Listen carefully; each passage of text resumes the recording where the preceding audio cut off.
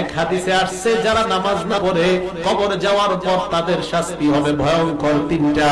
এক নাম্বার ইয়াদিকুল কবরু আলাইহি হাত্তা তাখতালিফা আযলাউহু, কবর এমন ভাবে তাকে চাপ মারবে তার শরীরের হাড্ডিগুলো একটার মধ্যে ঢুকে যাবে। দুই নাম্বার ওয়ায়ুকাদু আলাইহি ফিল কবরি নার, তার কবরের মধ্যে আগুন জ্বালায়া দেওয়া হবে। তিন নাম্বার ওয়ায়ুসাল্লাতু আলাইহি ফিল কবরি সুবান, তার কবরের মধ্যে বিশাল বড় একটা অজগর সাপ দেওয়া হবে। সাপটা কত বড়? নবী বলেন আইনাহু মিনান নার, ওই সাপের চোখ হবে আগুনের চোখ। ওয়াসফারুহু মিন হাদিদ, সাপের মুখগুলো হবে লোহার নখ। হাবিব বলেন সাপটা কত বড়? একটা নখের এক পাশ থেকে তুমি আরেক পাশ যাইতে তোমার একদিন সময় লাগবে। এবার চিন্তা করো সাপটা কত বড়। আল্লাহর নবীর হাদিস দ্বারা বোঝা যায় ওই বান্দা যখন কবরে থাকবে আর চিৎকার দিবে, চারদিকে তাকায় দেখবে আগুন আর আগুন। হঠাৎ দেখবে তার পাশে একজন বিশাল বড় একটা ডান্ডা নিয়ে দাঁড়ায় আছে। এবার তাকে আঘাত করা হবে।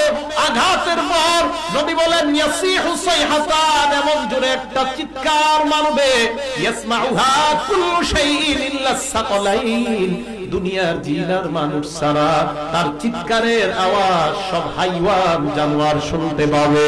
এই জন্য মুফতিরা বলেন গোরস্থানে গরু ছাগল বাঁধা ঠিক না, কারণ গরু ছাগল গোরস্থানে বাঁধলে ওই গোরস্থানে যদি আযাব হয় গরু ছাগল লাফালাফি শুরু করে দেয়।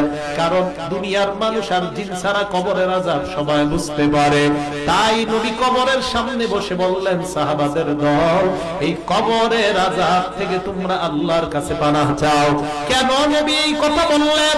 অন্য বর্ণনায় বলেন ফাইন্না জামিনহু ফামা বাদাহু আইসার, আল্লাহর নবী বলেন কবর থেকে যদি রেহাই পেয়ে যাও এর পরের ঘাটিগুলা তোমার জন্য আল্লাহ একদম পানির মতো সহজ বানায়া দিবেন।